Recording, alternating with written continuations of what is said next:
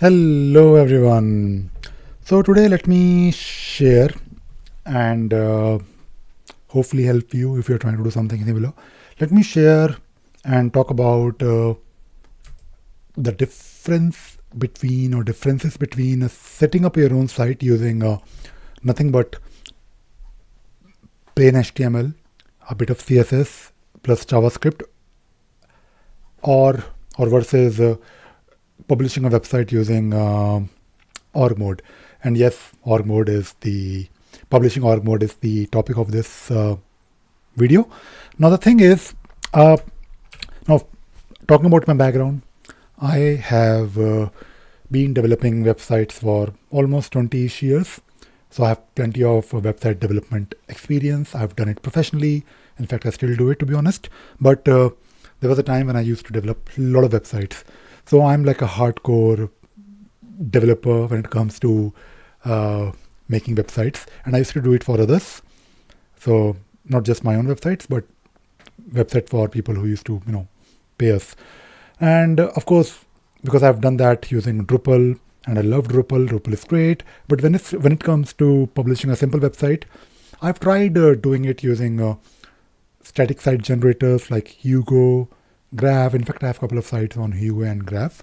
I love them. I think they're both great. I've tried a couple of other similar static site generators, or I should say Graph is not really a static site generator. It is basically a flat file system CMS. And Graph is actually quite good. Now the thing is, I still love making websites using plain HTML, and there is like some joy about it. And hopefully in this video I'll give you some ideas and help you.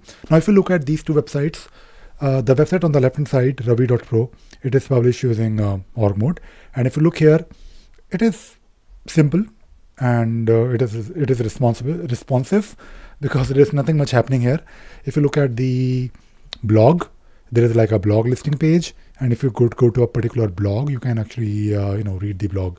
So basically it is nothing but a very simple site, which is also in a way a blog. And you can also have in this website CSS, because you can see that there is a CSS. Like it is not inline, it is like a separate file. And you can also have JavaScripts. I don't really have any JavaScript here. I don't really think I have any JavaScript. But if you look on the website, if you look at the website on the right hand side, this is something that I've done nothing but using plain HTML. And it is like a single page website, and some of the content, or I should say only like if you look at this post here and the next one, this is actually coming from my ravisagar.in. So basically I have a JavaScript code that actually pulls data or using RSS feed, of course, and display it here. That is it. And on top I have this menu, and there is like a drop down that appears, and it is also a bit, of course it is responsive, but it will also, the menu will change to this responsive kind of a thing. And there is some very little JavaScript that will actually insert some classes. Now the thing is, I'm actually today I was actually working on a website that I want to have that would be completely static, or that is of course a plan. And I was doing it using plain HTML. And I think you should use plain HTML for doing something super simple that you never really want to update. I mean, maybe you want to update, but not occasionally, maybe once every month. But in that case, it is great. And also, if you're new to web development, building a website yourself using nothing but HTML, CSS, and JavaScript is not an option. You have to do it. So for learning part as well, you have to do it. And it is a great feeling when you maintain it yourself, because then you realize that yes, building a website and scaling it up can be a problem. But if you're doing or I should say, if the plan is to update, let us say, the site regularly, and if you are already comfortable with HTML and you just want to focus on the content, and you also have plans to have some kind of a blog, then there is nothing like org mode. Because if you have to maintain a site like this, writing HTML for learning purpose is great, but if you already know HTML, if you already know a little bit of JavaScript and CSS, then of course CSS and JavaScript won't be every day, but if you have to add something to this site, it will be a pain, right? Because you have to figure out, I mean, not really difficult, but it's more about you have to manage the code yourself. And HTML can be messy, and it is not always a nice experience. You can easily break. I mean, nothing will break, but you can all easily make mistakes in the HTML. And I always do it. Sometimes if I'm doing some list, I miss the tags or something like that. So it can be a problem. So I think based on your requirements, you should make a decision. Ideally, if you have a domain name, just set up some like subdomains, and maybe have one site which is 100% pure HTML.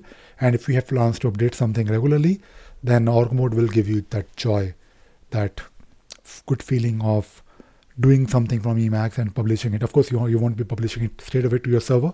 Of course, so the way I do it, I publish it to a local folder, and that local folder is, of course, my Git.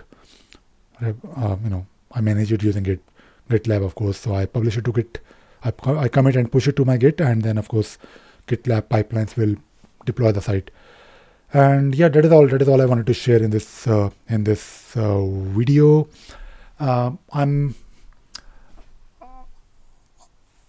The site that I'm working on, I have plans to basically update the site or the pages of the site on a regular basis.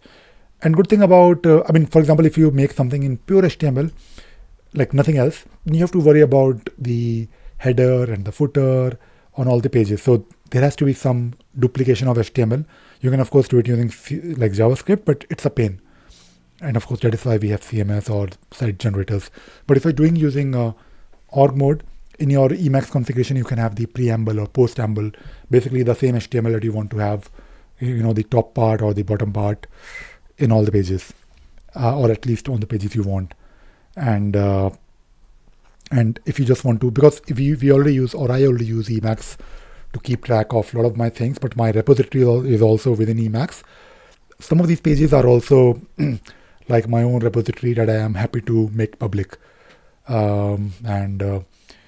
Whenever I have to search for something, I can search within my org files, and I can also make changes, add to it, and then publish it and share it with everyone, so that it is also published. And I think you should also have your resume somewhere online, I guess. It is always good to have your resume online, right? And yeah, that is it. I know I'm just sharing something that may or may not be useful to you, but hopefully I've given you some ideas. And I make these videos regularly. I think on this channel, that is a theme, right? If I have to describe my channel, I talk about Emacs, org mode. I talk a lot about open source, Linux, and also on owning your own data, right? Like having your own website, making sure that whatever you're doing, you do it on your website so that it is your site, it is your blog, it is your post, and then syndicate it somewhere else. Maybe share the link to other platforms. All right, that is it. That is it for this video. I hope you enjoyed watching this video and you learned something new. Thank you. Thank you very much. Bye-bye.